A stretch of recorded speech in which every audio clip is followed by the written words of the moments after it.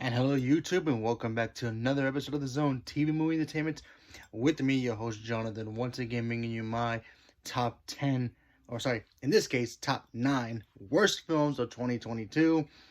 These are my personal opinions. Some of these movies I didn't get to do full reviews on.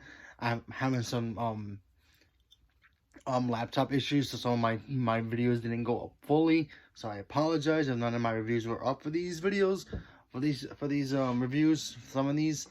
But I'll give you a quick review about them really quick before I move on to the next one. So let's get started. So at number 9, I have Beast. A movie that sounded interesting. You were gonna have Idris Elba versus a big giant lion that terrorizing him and his family when they go to visit Africa. And honestly, I just felt it fell flat. I I thought it could have been 10 times better.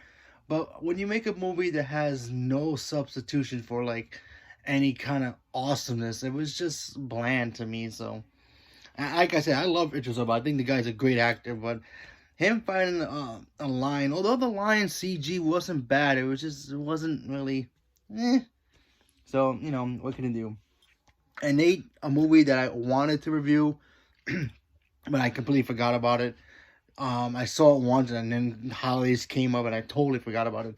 And that's The Monsters. Look, The Monsters is a very iconic television show from the olden days, and I was very excited to see it. But when Rob Zombie was going to do it, a lot of people were like really speculating whether this movie was going to be good or not. And the trailer felt like a very cheesy, lazy version of porno. But yeah, and I watched it. I thought it was just weird.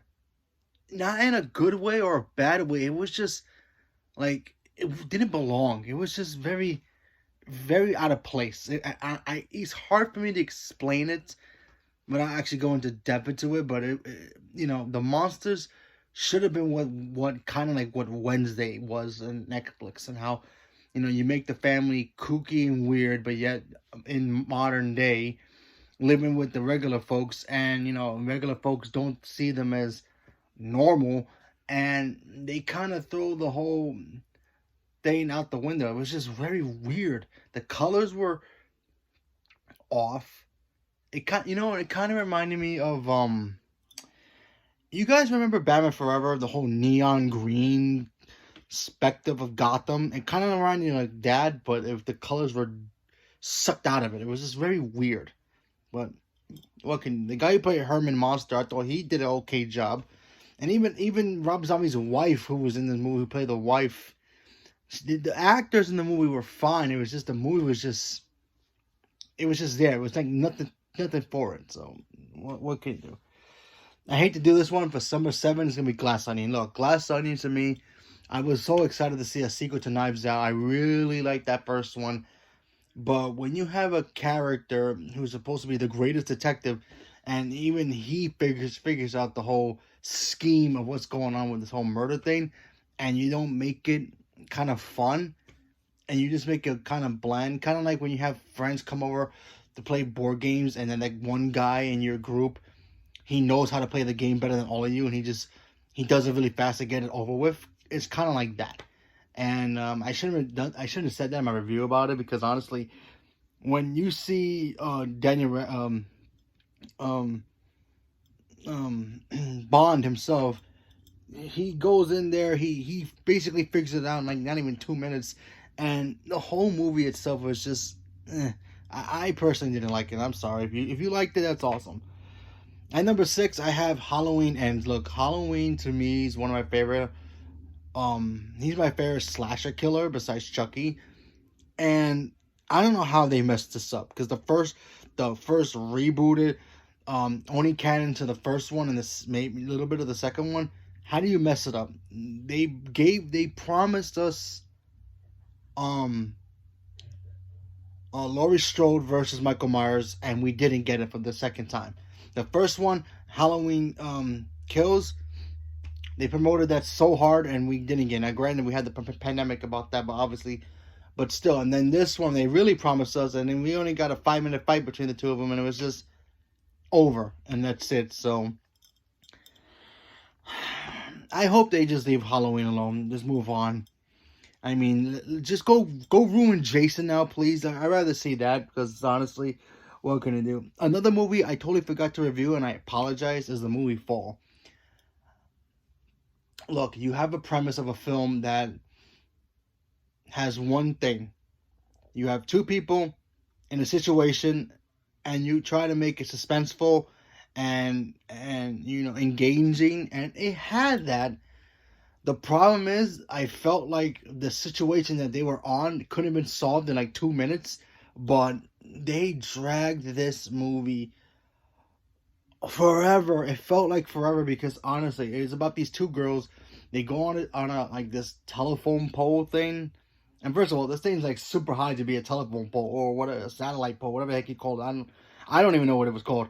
And they just hang up there. Their thing breaks, the ladder breaks, and then they get stuck up there, and they're trying to figure out how to get down. And they got some equipment to help them, and it's like, how did they not use it properly? Honestly, it was just a bad film. I couldn't stand it. I'm so sorry. And yeah. At number 4, I have Disney's Pinocchio. Look, Disney Pinocchio is one of the creepiest films that Disney has, and it's such a good film as well. But yeah, I don't know how they screwed this one up, because honestly, giving Pinocchio superpowers in this film didn't help it at all. And look, and we all love Tom Hanks. He's America's dad. But man, it just felt flat. Honestly, I was so looking forward to it. I wanted to see it. They gave us Luke Evans in this to be the creepy coachman, and he was just there. Although the Pleasure Island scene was better than the animated stuff, even it was just as very good as the animated one, but still, I thought this Pinocchio was just bad. The Guillermo del Toro one, way better. At number 3, I have Jeepers Creepers Reborn.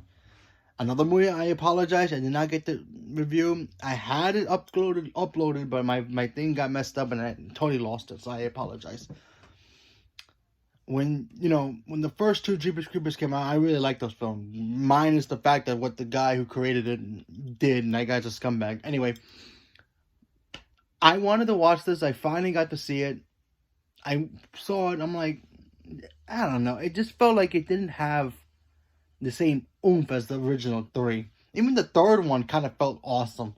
Even though the third one technically is the second one. The second one technically in between them. But anyway, it was just, I don't know. I felt the creeper didn't look cool. He wasn't, he was creepy enough, but it was just like, The kills weren't as clever. It was like the whole mythology was very different. So what can you do? So there's that. At number 2, I don't know why they tried to do this one, and this was on Netflix. And that's Texas Chainsaw Massacre. This had nothing to do with the house, Leatherface and who he was. It was just some guy, kind of like what Halloween Ends was. It was some guy pretending to be the Chainsaw Massacre guy and try to go wreak havoc. And it fell flat in the space. Obviously, it's like you have a town that's deserted, and you got this one creepy guy just hanging around. Although the bus scene, I'll give it this, the bus scene, when him killing people in the bus scene was cool. But other than that, this movie was just so bland. It tried to copy the original Texas Chainsaw Massacre and having one of the main survivors come back with revenge. And it was just, really? You want to go through there? Come on. Really? You're going to change the whole origin of what Texas Chainsaw Massacre was? Even the 2000 Jessica Biel one and Jordana Brewster ones are the best ones, in my opinion. I didn't like this movie at all. It was just unbelievable bad. Excuse me. And of course, at number 1, I have the Jennifer Lawrence, Owen Wilson movie, Marry Me. Look, I'm going to be honest with you. I'm not a big Jennifer Lopez fan when it comes to her acting. Love her music. Always will love her music. But, yeah. And I am not a big fan of Owen Wilson. I apologize for that, because honestly, to me, the guy is not that funny. His brother is way better than him than as an actor, in my opinion. But although I do like him in Loki, he's actually good in Loki. I'm not gonna lie about that. That's like the only thing good about that. And the three Night at Museum movies. So he's very hit or miss with me. For me, I don't know what it is about him, but he just drives me nuts sometimes. His whole, oh wow, kind of thing, that drives me nuts. And Jennifer Lopez, well, she just acts like she's looking at the camera and actually making it obvious she's looking at the camera. And honestly, it's one of those romance movies where you meet a girl, you fall in love, and then you're not really sure if you fall in love. You're faking it, and then they actually fall in love, and then they come together. It's the same rom-com stuff that we always get in movies. And putting Jennifer Lopez in this movie did not help its cause. I'm sorry. The premise was just there, you know. Girl, this big star, she needs to find love, even fake it, and then she ends up falling in love for real, and then finding like, oh, I'm a good person too. And it was the same cheatiness. Couldn't stand it. I'm so glad I only saw that movie once, and that movie is just horrible. All right, so number 9, I have Beast. Number 8, The Monsters. Number 7, Glass Onion. 6, Halloween Ends. 5 is Fall. 4 is Pinocchio. 3 is Jeepers Creepers Reborn. 2 is Texas Chainsaw Massacre. And number 1 is Marry Me. So, leave me a comment below. Let me know what you guys thought about my list. What is your worst movie of the year? And leave me a comment below. Let me know. Thank you very much, and have a good night.